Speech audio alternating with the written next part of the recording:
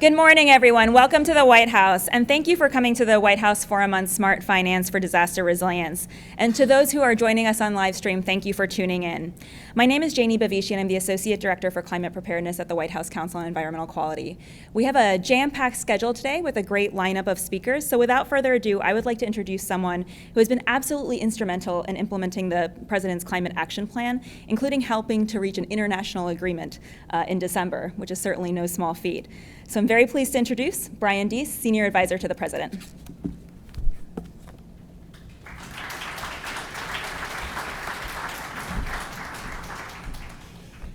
Hi there.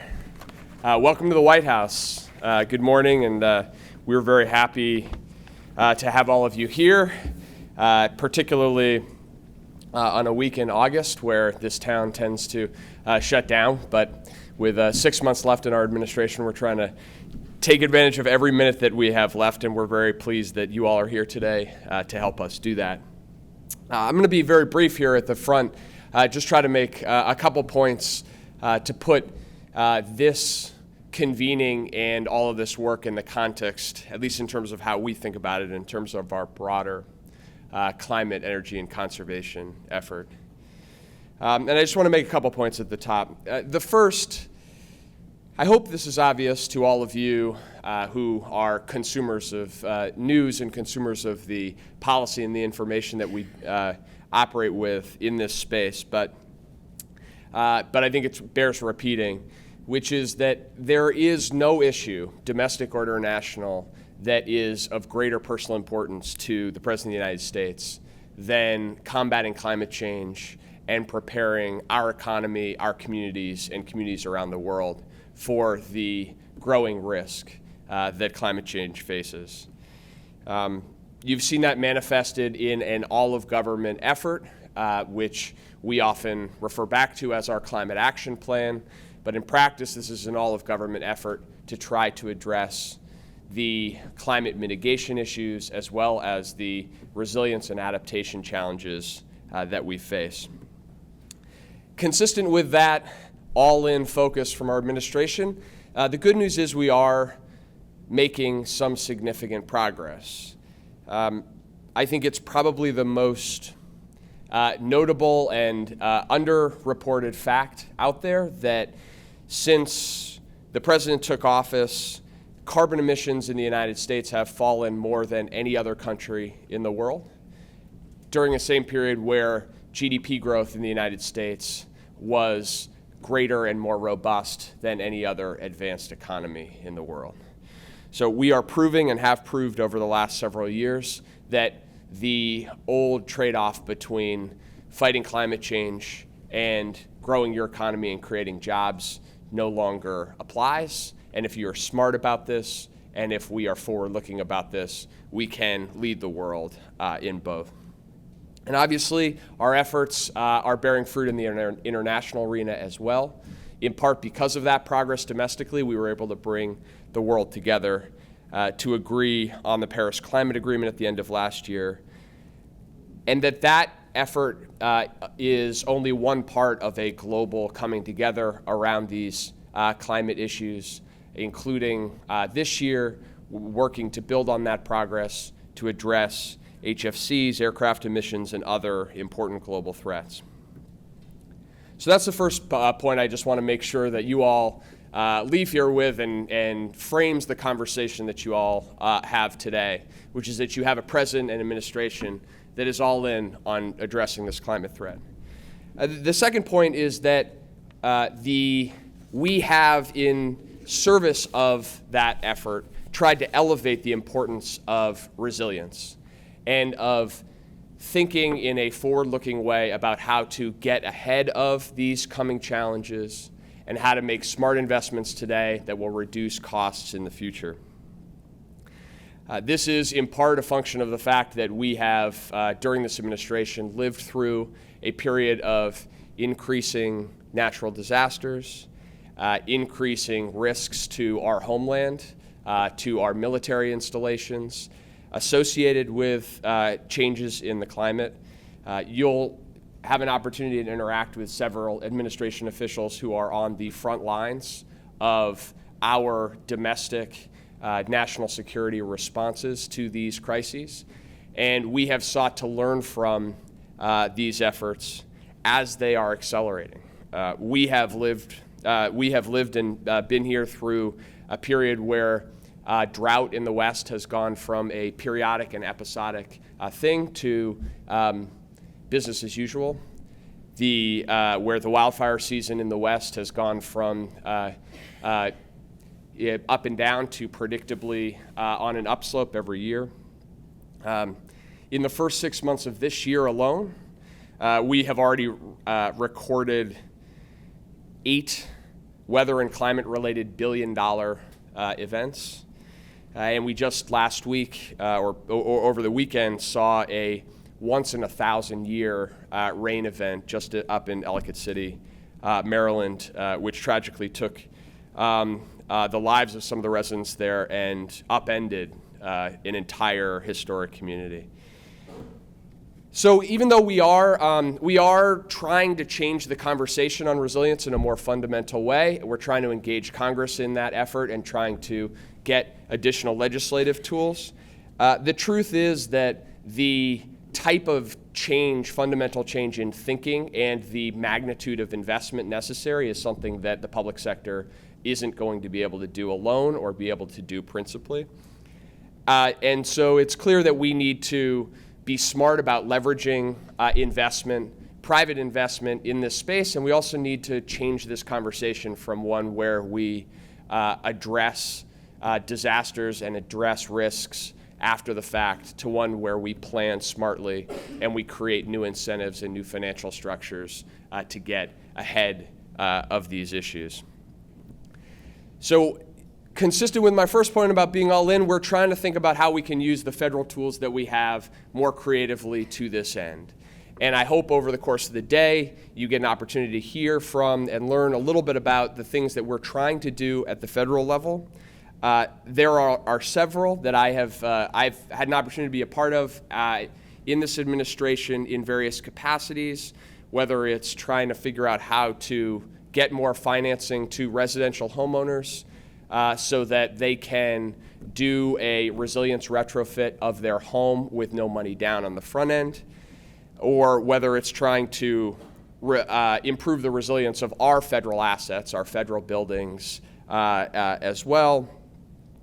We ran, as probably many of you know, the first national disaster resilience competition through HUD with some of the money from the Sandy supplemental, awarded $1 billion to 13 states, counties, and cities to try to support and catalyze this kind of forward-looking resilience investments. And we're looking at the levers we have on the regulatory front as well, building codes and standards and other things that we can do at the federal level to try to set rules that will, again, unleash federal investment. I think you'll find, and I hope you'll find, that the administration officials that you interact with today are going to be very open to what more we can do at the federal level. But that leads me to my third point, which is probably the most important, which is the single most important thing that we could get out of today, and that all of the team from the administration that you'll be interacting with today is we need to learn more from you. This is a space where principally it's not going to be the federal government or federal dollars alone that solve this problem. And I think that this is a space where, in my understanding of the issues, states, localities, and private sector entities, non-governmental entities, are actually outpacing us in terms of trying new and experimenting with new models and new tools. And we really need to learn from everything that you all are doing. You've got an incredible group here from across the country, and you all are thinking about this in ways at the state and local level, which provide incredible opportunities for us to learn, share experiences, and then try to build those back into what we're doing at the federal level, and also how we can engage Congress, because some of this is we are going to need increased resources or changes of laws. So what I found in these convenings is that the most valuable thing to do is to try to encourage a very open conversation, and I mean that last point very seriously.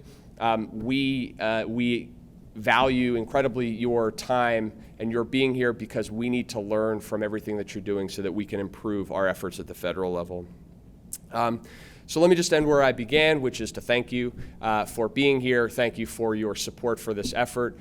This is, on behalf of the president, there is nothing more important, and we want to take advantage of all of the time that we have here left to try to get this right and build a more solid foundation. And with that, I will conclude and do what is my most important duty here today, which is to introduce our FEMA administrator, who I assume is somebody that if all of you don't know, you at least know of. But Craig Fugate is a national treasure. He is a steady and effective hand during the periods of greatest crisis for many of our communities. But he's also, and I think particularly important for this convening today, he is also one of the most creative and forward-looking policymakers in thinking about not how do we just address the next crisis or the next disaster, but how do we redesign the system so that in the next 20 or the next 50 disasters, we as a country have reduced our liability, whether that's financial or in terms of the human toll. So we are all very fortunate to have Craig where he is, and that includes to have Craig here today. So with that, Ambassador Fugate.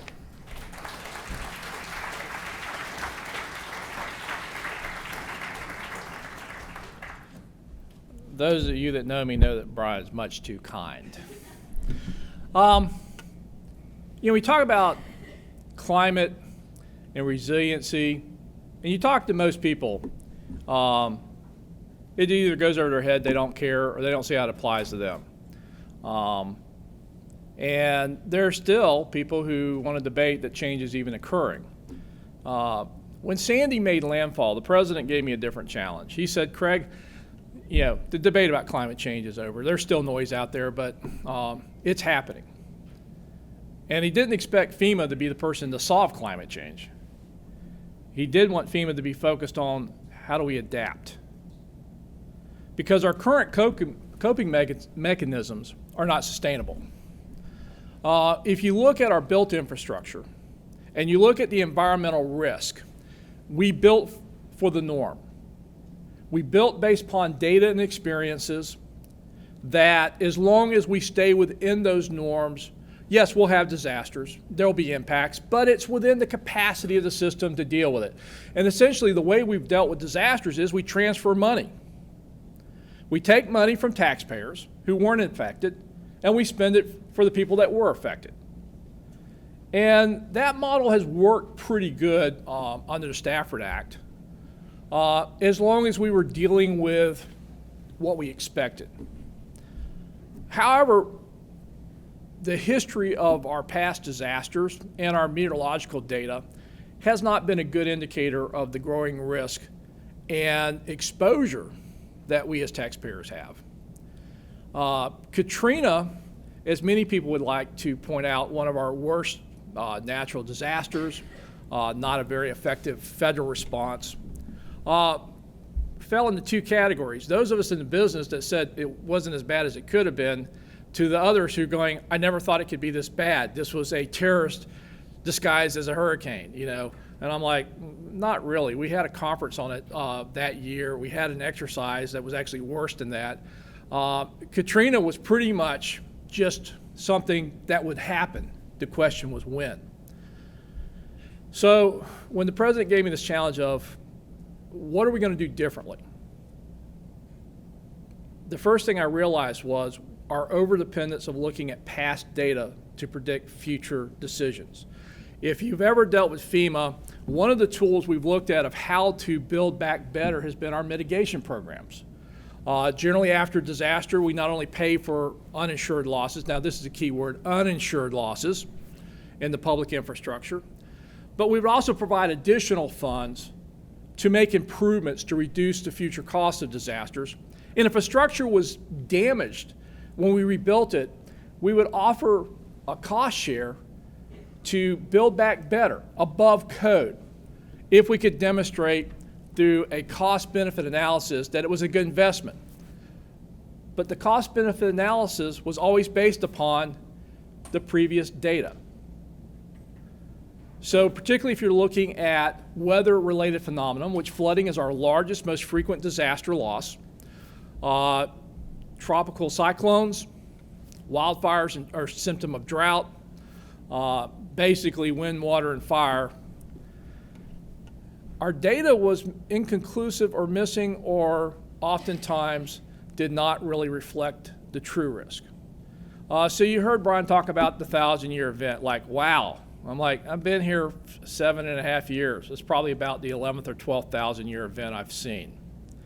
100-year events have gotten to the point where that's like every week or so. And it really reflects the fact that it isn't the fault of the scientists, it's that we have that short. Do you know when we started collecting weather data consistently in the United States over large areas, and who did it? President Grant, Army Signal Corps. So basically from after the Civil War is really the only true data collection we've had across large areas of the United States.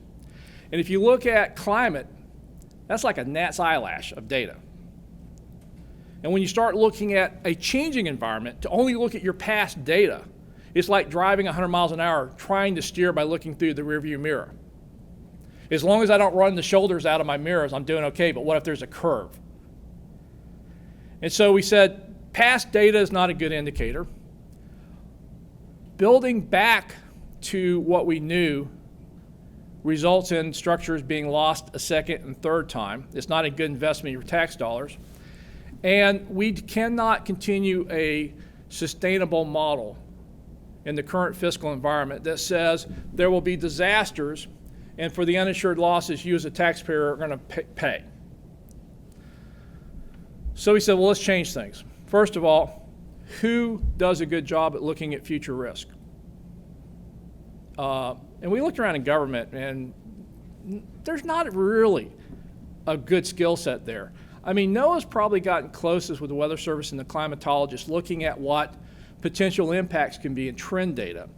But there's such a range that it's really not something that's actionable. So we started looking at, well, who does do a fairly good job of looking at future risk? And who would have a stake in it? And we started looking at the reinsurance world. And we said, you know, there's one good thing about looking at an insurance model. If you are building to the risk, people will invest their money in your risk. If you're not building to the risk, people will not make that investment. They won't provide you affordable insurance. And we ended up in the 60s getting into the flood insurance business because the insurance industry said as a whole, based upon how we have built and our exposure to flood, it's not an insurable risk. So the federal government got into it. And with all of its challenges, I'll tell you, if anybody wants you to be a direct payee as an insurance company, run. But here's the problem. If we look at how we have best managed risk, an effective tool that goes outside of government is willingness of investors to put their money on a bet that you have built in a way that the risk of insurance allows me to make a profit. This is not a charity. But think about it.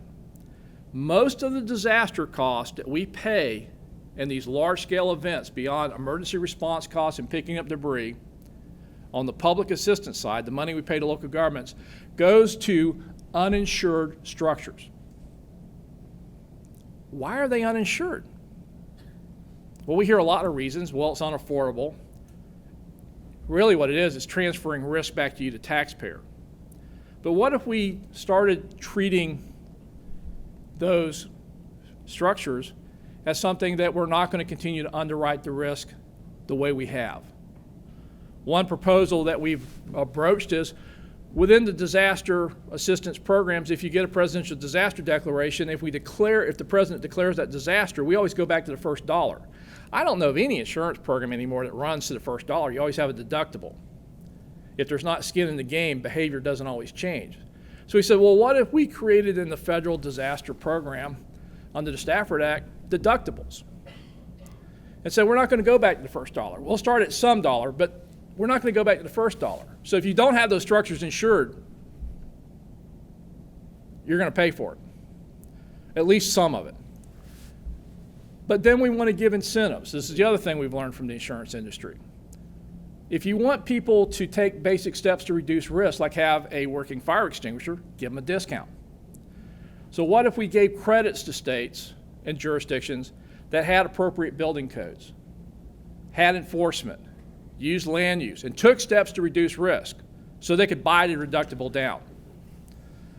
The other thing we looked at is our overly dependent process of looking at cost-benefit analysis.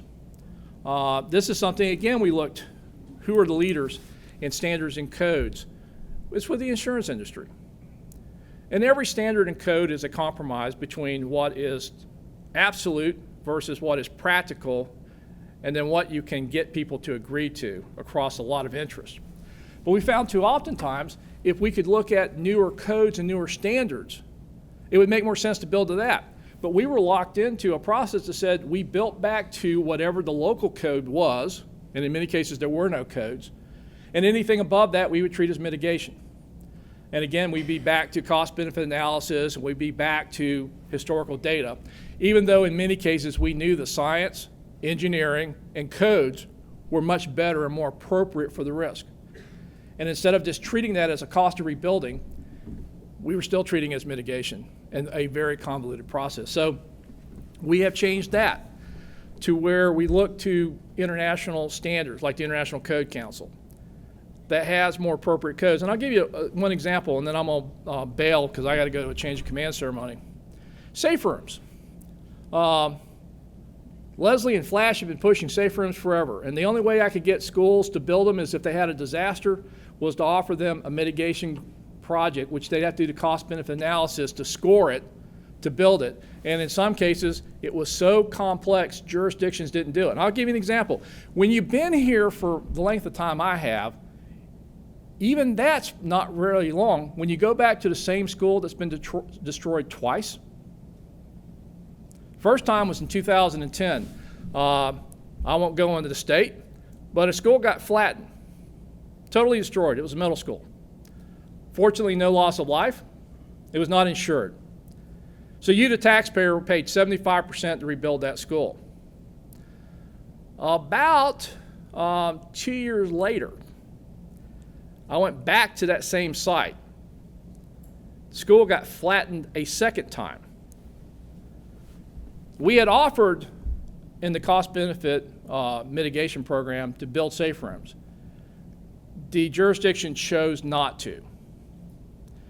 The only reason there were no students in that school was it was weeks away from completion. The only reason you as taxpayers didn't pay for it the second time was it was still being carried under the construction company's insurance program. But we literally had a school that was destroyed twice within a couple of year period. Both times would have been uninsured, and both times would have not had safe rooms for the children inside of that school. And after Moore, Oklahoma, the president gave me the challenge of, why are we not doing this? And we had a very bureaucratic process and a very bureaucratic answer. So we made a decision. We had some new authority from the Sandy Recovery Improvement Act. And so we looked at our authorities and made a determination that rather than treating this as a mitigation project, and even though the local jurisdictions do not have a code requirement to build safe rooms, we were going to recognize that there was a standard and code, and we would adopt that, and we would offer to the school to rebuild that school with a safe room and not do any cost-benefit analysis. We would put it into the cost of rebuilding, just like you have to meet code for the American with Disabilities Act, the National Electrical Code, the Fire Safety Code. We were going to treat it as a code requirement, and it opened a window into our ability to take what in many cases is funded through the insurance industry of best practices and best standards of how to build for the environment we're in, including a changing environment. And instead of waiting for local jurisdictions and states to catch up or adopt codes, or more red tape as people like to refer to it, we would use the best engineering, best data through a consensus process to build back to, and not subject local communities to the cost-benefit analysis. Our goal is not to rebuild schools after disasters and tornadoes in particular without adequate, defensible, protected space for the occupants of that school when F4, F5 tornadoes strike. And so in this administration, we're focusing on the outcome changes, but we're also looking outside of government for the answers and the solutions. Too oftentimes, I think we take a government-centric problem solution to everything we face, instead of going back out and going, how do we address this with what we call the whole community? Who out there actually looks at future risk from a standpoint of what investors will invest in versus what taxpayers may inherit without any say? What are the best practices of how to build in a changing environment? And how do we reduce the disruption of these events to where there will be no disasters, there'll be no more loss of life, but that it will be within the existing coping mechanisms that do not require extraordinary fiscal or other cost to deal with the rebuilding efforts. And that as we build going forward, we don't limit ourselves to what happened in the past, but we build to future risk, and in many cases use the willingness of investors to invest in that risk as a guidepost. Did we do enough? Because my bottom line is, if the private sector isn't going to insure your risk, either you're not building it in the right place the right way. So it better be a good return on the public's investment for the public taxpayer to absorb that risk. So I'm never saying we don't do it, but the facility or infrastructure should provide greater benefit to the public than the insurable risk that we're taking when the private sector won't insure it.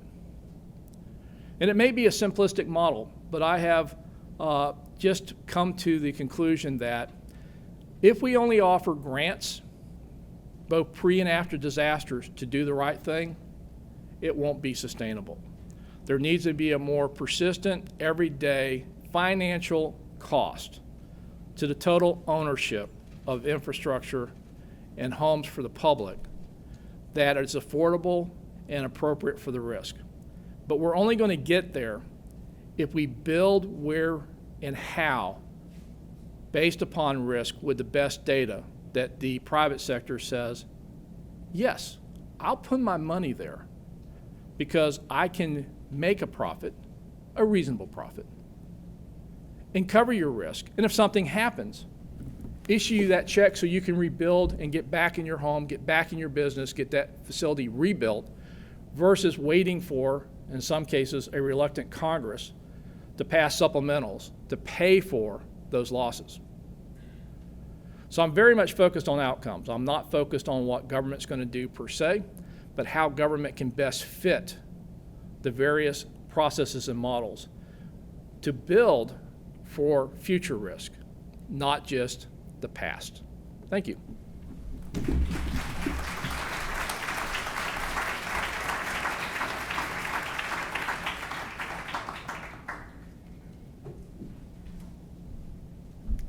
Thank you, Administrator Fugate. Both Brian and Craig's remarks have perfectly set the stage for the discussions of this morning.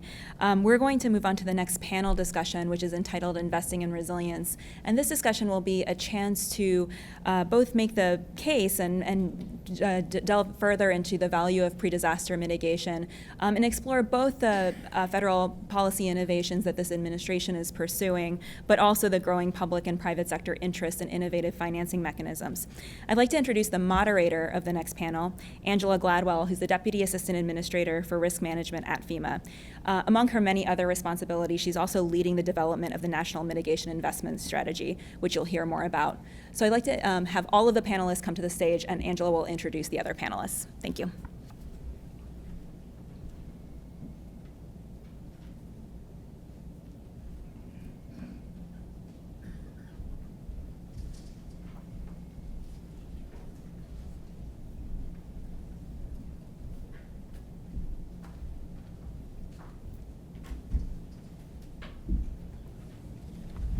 Good morning. Very happy to have you here today talking about pre-disaster mitigation and how we collectively can incentivize and leverage public and private sector to develop innovative financing mechanisms. In the development of the National Mitigation Investment Strategy, we have determined that there are many challenges that are preventing us from investing in pre-disaster mitigation. We know that we have an overemphasis on post-disaster relief. We know that there is a lack of general awareness and the value of investing in mitigation, and that's harder prior to a disaster. And we know that there are many bureaucratic and coordination obstacles to breaking down the boundaries and working across organizations to do what we need to do to reduce losses.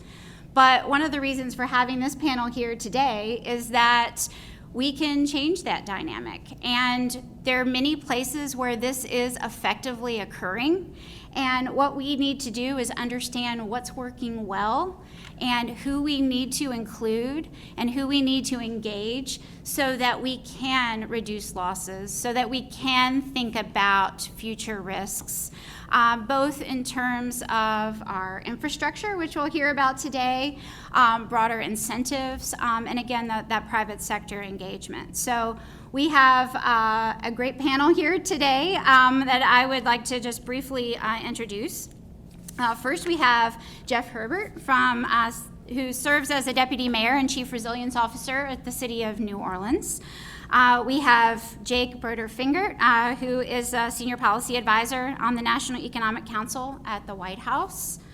We have Deborah Ballin, who is with IBHS, served as General Counsel and Senior Vice President of Public Policy. And we have Leonardo Martinez-Diaz as Deputy Assistant Secretary for Energy and Environment at the U.S. Treasury. So what I would like to ask you first, and Jeff, I'm going to start with you, is where have you seen incentives work for communities from the local government perspective, and why did those efforts succeed? Yeah, thanks, Angela. I think there's a couple of things that have changed in the country and in local governments really since, I guess, about 10 years since Hurricane Katrina and really after Hurricane Sandy, which is understanding how to leverage and maximize resources that really are starting to think about investing wisely. So as Administrator Fugate said a couple minutes ago on the analysis of building something 2 and 3 times in the same place and in the same way, I think a lot of us have realized that that's not practical and is in many ways completely idiotic, to be honest, because a lot of those costs are borne by the local government. If you look at what happens during a disaster, the longer downtime, the bigger impact you have on community, the bigger impact you have on the economy, and for local governments, the bigger impact you have on the budget because you're not taking in revenues.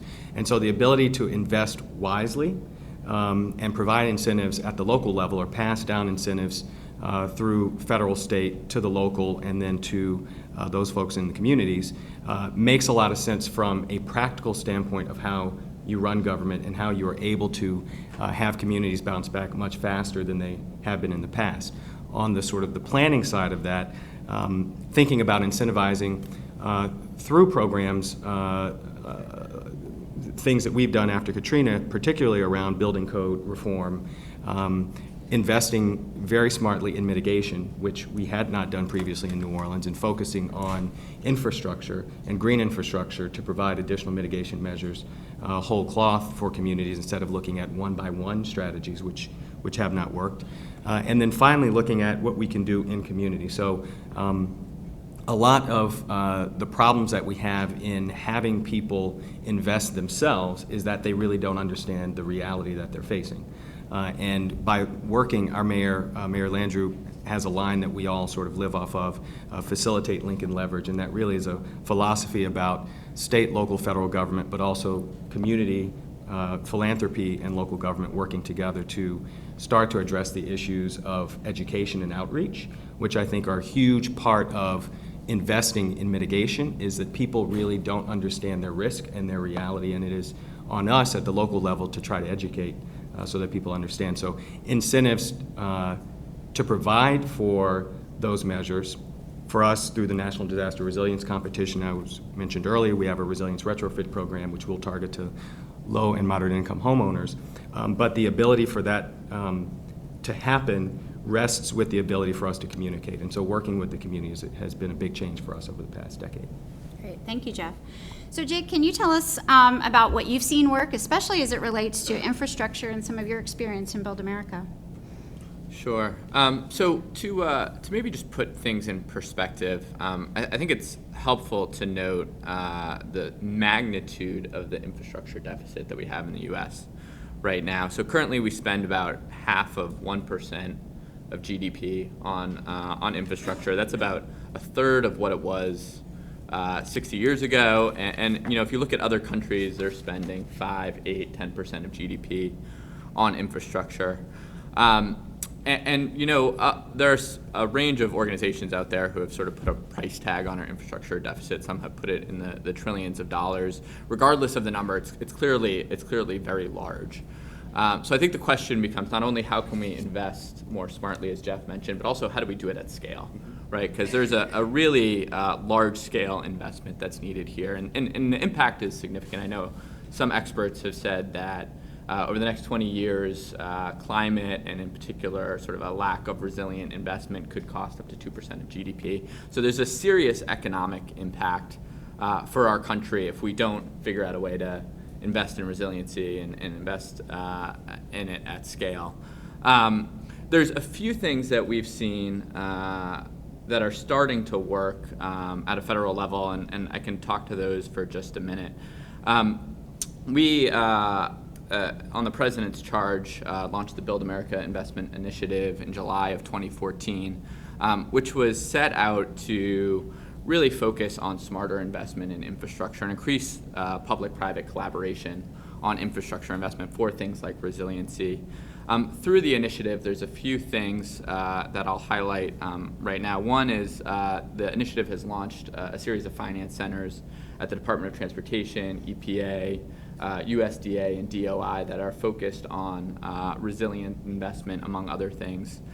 Second, there's been a new push at the federal level around pre-development, which we think is a very important tool to really institutionalize, good upfront planning and resiliency in the way that we invest in resilient investment in our infrastructure. And then third is, supporting important initiatives like the Natural Disaster Resiliency Competition that Brian mentioned earlier. And these are just a few things that we've seen starting to have an impact on the way we invest. But clearly, this is a space where we need to do much more and figure out ways that we can really standardize our approaches so that the good things that are being done in New Orleans are picked up in other parts of the country, and we're doing it not just on a sort of one-off basis, but everywhere, and using all those dollars to promote good investment. Great, thank you, Jake. Deborah, tell us about this from your perspective. What have you seen working? And I'm real interested in what you've seen in terms of economic incentives as well.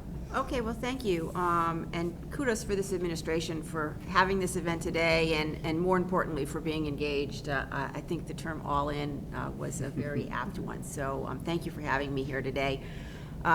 IBHS does a lot of work with respect to building science. We have this fabulous laboratory in South Carolina, and I was there the day that we invited our board of directors in, and we very proud. We finished it on time, on budget. And they said, well, what are you doing for, what are you going to do with this? If a building blows down in South Carolina, but no one is aware of it, you've done some interesting scientific research, but you really have not changed the built environment.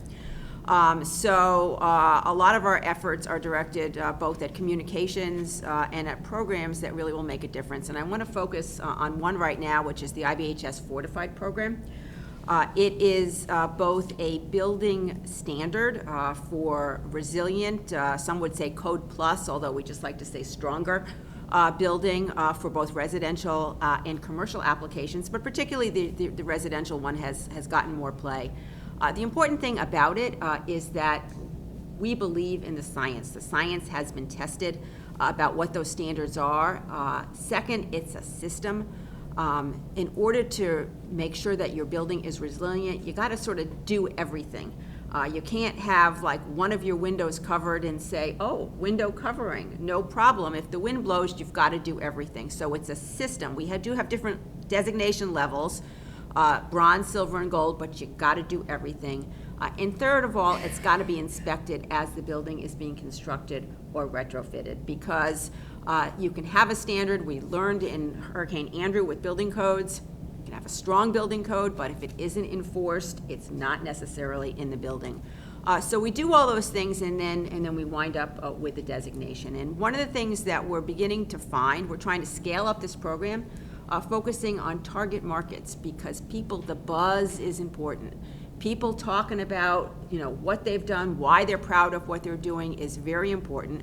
Coastal Alabama is our best market so far. And just today, I think, the University of Alabama, Lars Powell is in the audience here as the author, or one of the authors of this study, is literally releasing a study today showing that they found a 6.8% increase in real estate values for fortified homes versus non-fortified homes there.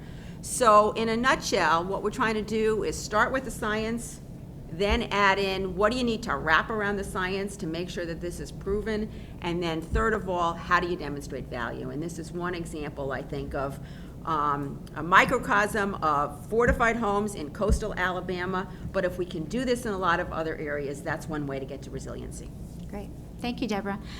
Leah, we'd like to hear from you. I know you've done a lot of work internationally, especially on the infrastructure front. I'm interested in how do we bring some of those learnings to the United States?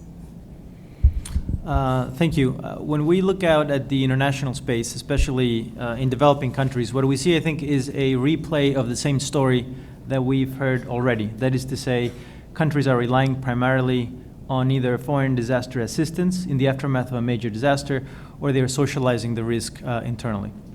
Or, of course, things don't get paid. That's the third option, which is extremely damaging for development. So what we're trying to do is sort of three legs here. One is try to finance better data infrastructure in the countries. As the administrator mentioned, you need to have that data in place. And a lot of the data, frankly, is put out by the U.S. government already. A lot of countries rely on NOAA and NASA satellite data, but increasingly it's important to have also ground-based observation infrastructure. And many countries don't have that, and so we're doing that through a number of multilateral funds. Now, what's important is not just to have the data, but to ensure that it's put in an interface that makes it usable and understandable to businesses, to households, to governments. And that's, I think, really crucial. The second thing is mainstreaming. That is to say, ensuring that climate considerations are baked into the design of foreign assistance programs. So that when we build a bridge in Malawi, when we finance a water plant in Fiji, that is being built for the standards of tomorrow, so that we have in place infrastructure that is going to be around for a long time. And the last is, I think, the importance of parametric insurance. In many places, what's crucial is that you get a fast injection of liquidity right in the aftermath of a disaster. I'm talking the first 2 weeks after a disaster, because that is the window in which a successful and an effective response is crucial for the long-term impacts that event will have. And so in many places, we are, with our partners, the World Bank and other places, trying to capitalize facilities that pull together the risk of several countries and then allow them to essentially transfer some of that risk to reinsurance markets so that they can have really fast liquidity using parametric designs, which is a lot quicker than the traditional indemnity-based insurance that we often use. So what are the lessons, I think, for us here in the domestic setting? I think there's a sort of four come to mind. The first is we have to get the prices right. That is to say, the price has to reflect the risk. And by the price, I mean most obviously the insurance premium, but also over time, mortgages, credit ratings, and so on, they have to reflect the risk. That's the only way in which you really get behavior change, in which you really get to incentivize and reward resilience behavior. The second is we need to think more about expanding parametric insurance in the U.S. as well. I think there's many opportunities to do that, and again, the critical issue here is how do you get the liquidity to flow really quickly rather than waiting for the assessors to look at all the actual damage on the ground. The third is about the importance of contingency planning. When we put in place these disaster risk insurance facilities, one of the crucial conditions is that in exchange for receiving and participating in these facilities, you must have in place very strong contingency planning, so that when the event actually hits and you get a payout from the insurance, you know exactly how you're going to deploy that financing. You may not, obviously you'll need flexibility because every disaster is going to be different, but you need to have in place the protocols, the interagency practices. You need to have had a conversation with all of your ministries and your local governments to figure out how you're going to deploy that liquidity. And finally, we have to put in place a much more robust system for data infrastructure that people can actually use. I think the federal government will continue to put out all the data that we have until now. But the next question is, and the crucial one, is how do you bring that down to people, to businesses, to households, in systems that allow them to understand how that is relevant for them? And that customization is, I think, where a lot of the value is going to be added. How do you bring that raw data down to interfaces, software programs that then allow people to make decisions, business decisions on a day-to-day basis? And that's, I think, where the private sector will play a really crucial role. Thank you. I'm interested, from any of you that want to respond, who are the unusual suspects in this process? Who do we need to be reaching out to, including that we normally wouldn't, in order to achieve pre-disaster mitigation? Well, I'll say from our side, when we look at scenarios of, what happens, and as the administrator said earlier, the metrics that we've looked at and that we design our nomenclature on these systems just doesn't work. I mean, we've had 2/3 of our average annual rainfall in New Orleans we actually had up to April. So we haven't even, once you go beyond April, we're going to far surpass our average annual rainfall this year, which to us shows that clearly things have changed, are changing, and will continue to change, and we need to continue to plan for that. When we look at that in New Orleans on a flooding, just looking at the flooding piece of that, we have to understand how our systems can manage that additional rainfall. And also understand, based on the projections that we see from NOAA, how much more we're going to have to handle, and the possibilities of there being some sort of system failure at some point, or some sort of thinking about how the system will not be able to respond in the event of a disaster, given the way water and power sort of intersect. So two things for us, looking at, of course, mitigation in general and how we can do more in the natural environment to manage water. But the second thing is looking at ways to work with our service providers in those systems and prepare them for the resilience of the systems that will need to be put in place ahead of time.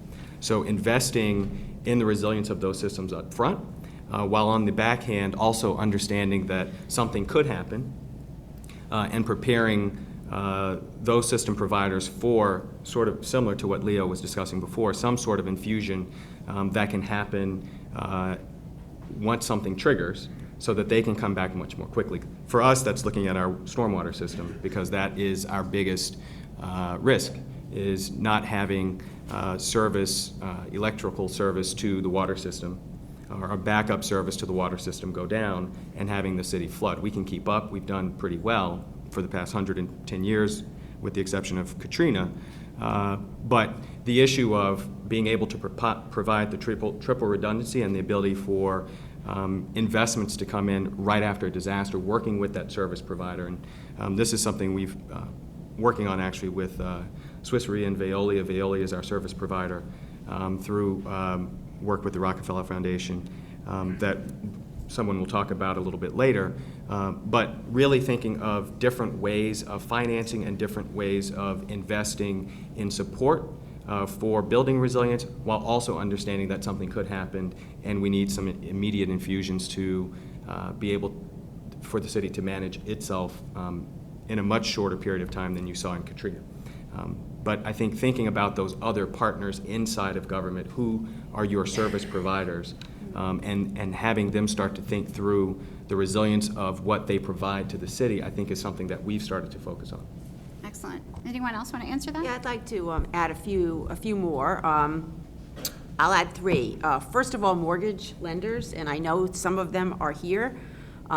We need to hear more from the mortgage lending community. Someone told me only 4 people had signed up for the breakout on mortgage lenders, so I hope you 4 have a lot of really good ideas to bring.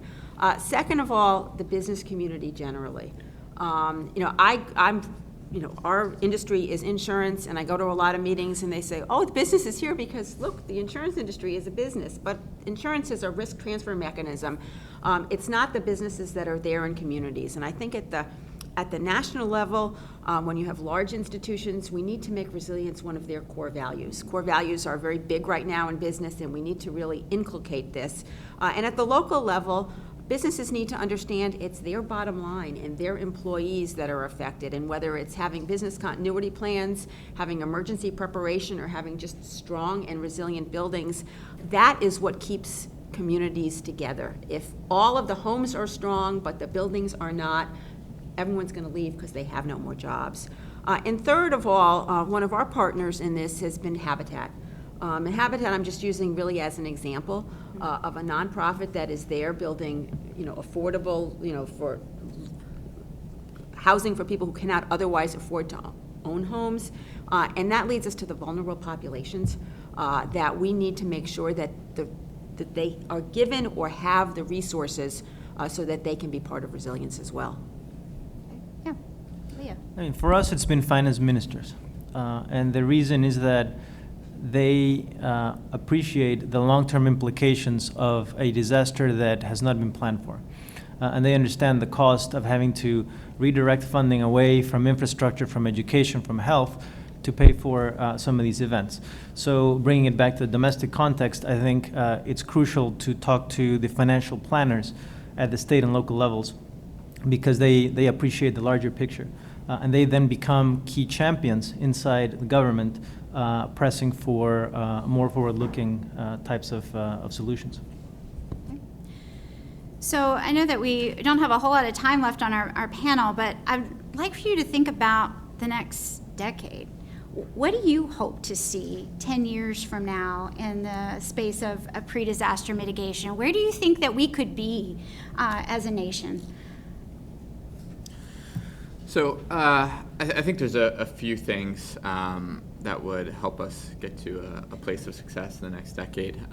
First, I think is really developing a strong set of use cases between the public and private sector, where we're co-investing in projects. We're seeing good returns for the private sector. We're seeing reasonable returns for the private sector, where the public sector doesn't feel like they've been taken advantage of. And we can then point to those use cases to help build out a broader pipeline of projects. I think second is, within that context, figuring out what are the approaches that are working and that can be standardized, so that, as we look to expand this space, we can have a few cookie cutter approaches where you say, hey, this is the way we do it, and it works, and we've shown it works. And then you can see the private capital sort of come off the sidelines to invest in the space. And then I think third, and I know others have mentioned this as well, is making resiliency a greater part of our general taxonomy as we think about investing in infrastructure, so that it's sort of top of mind, it's part of the conversation, it's there right in front of you. Anytime someone starts thinking about investing in a road, a bridge, a port, a highway, a water system, that's front and center in the debate. Okay. Thank you. Others? Where could we be? Well, I think what we need is nothing less than a shift in paradigm in the way in which people think about planning and risk. And I think that means, first of all, accepting that we now live in a more dangerous world from the point of view of climate and extreme events, but then not sort of scaring the hell out of people only. We also need to provide solutions. We need to provide instruments and tools that people can use and to show them and empower them to deploy them in an effective way. And I think we're building, we have a lot of the ingredients on the ground here, but I think in 10 years, we should be able to see that become mainstream, become fully integrated into the way we do business, in housing, in infrastructure, in government planning. And that, I think, will be crucial for success in meeting this challenge. Okay. Deborah? Just really quickly off of those two, I think with the investments that the Obama administration has made in resilience and making it a top-of-mind issue, I think from a local perspective, I think it's on us to have really worked on the models, and then we've begun to institutionalize them to where it's not even a conversation about naming it pre-disaster mitigation or resilience, that it is the norm for how cities and states do business. And I hope that with all of the effort that the federal government, state governments, and local governments, but really led by the Obama administration and really the nonprofit sector, particularly foundation support like the Rockefeller Foundation and Kresge and others, is to really, really institutionalize that on the ground so that we're really not even having this conversation, because it is the way we do business. And if we don't, frankly, accomplish that over the next decade, I think we're going to be in for some really, really terrible times, both here in the U.S. and abroad. Absolutely agree with that, and as interesting as this is, if we're not having this in 10 years because it's automatic, that would be a definition of success. I know that you're responsible for the National Mitigation Investment Strategy, and I think what you're trying to do is be cohesive and coherent about taking all of the work that's been done and really moving it forward. The immediate focus would be a next administration, but really much beyond that. So that it is as built into our environment as the buildings themselves. The private sector level, I think a great example is the auto safety movement. I am old enough to remember the fights over airbags.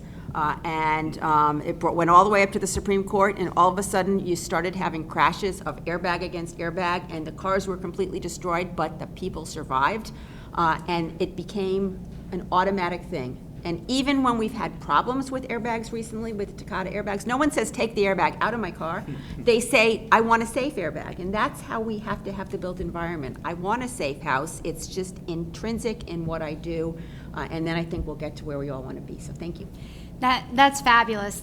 Thank you, and that's a good transition as we close, because what we want to do with this is really start a national conversation as we are trying to understand in the development of the National Mitigation Investment Strategy how we can really leverage our collective resources and programs together to reduce losses. We need to continue these conversations, and I think aspiring to where we can be and to the outcomes that you've identified in 10 years is a great place for us to move towards. So I want to thank you all for the panel. Thank you for your time and your remarks. Thank you.